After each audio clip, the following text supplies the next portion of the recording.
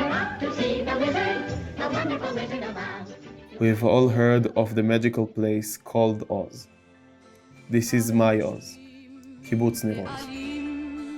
For me, Nir Oz was a place to come all the family. We ate figs right off the tree. It's where my grandfather taught me how to care for the cacti garden in the backyard.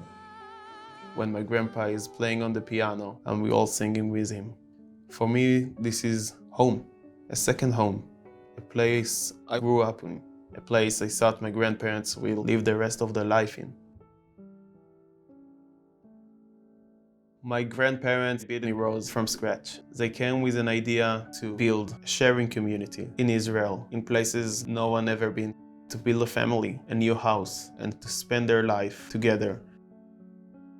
My grandpa and grandma always see neighborhood as the most important thing.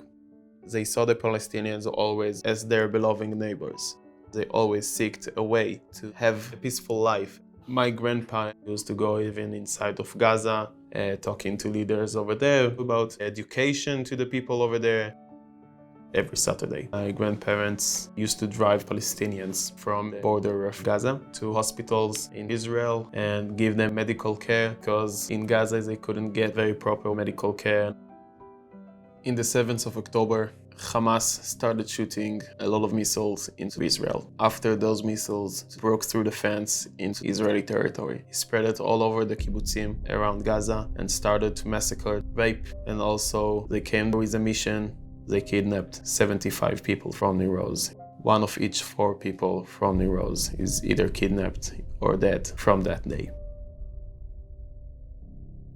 In the 7th of October, my grandparents was sleeping inside of their beds when the terrorists came inside of the house. My grandpa tried to hold the door, and in the end they broke through the door with gunshots. Heard my grandpa hit him with a gun and kidnapped both of them, Yocheved and Oded Lifshitz, 85 and 83 years old, with other 248 people. Both of them was separated. My grandma even thought that Oded is dead. We only knew that he survived the 7th later when some of the hostages came back after a deal. One of the lady hostages told us that my grandpa is alive and he is not well at all. At the moment, in the kibbutz, everything is now ashes and nothing left. My grandparents' piano, their pictures, all of their collections. Those 2.5 weeks we was waiting to my grandma, this was terrified because I didn't even knew that she's alive. After she came back and we hugged her, I looked into her eyes and I could have seen that she doesn't even realize that she's really out. You can feel that she's still over there and she will never come back until my grandpa will come back.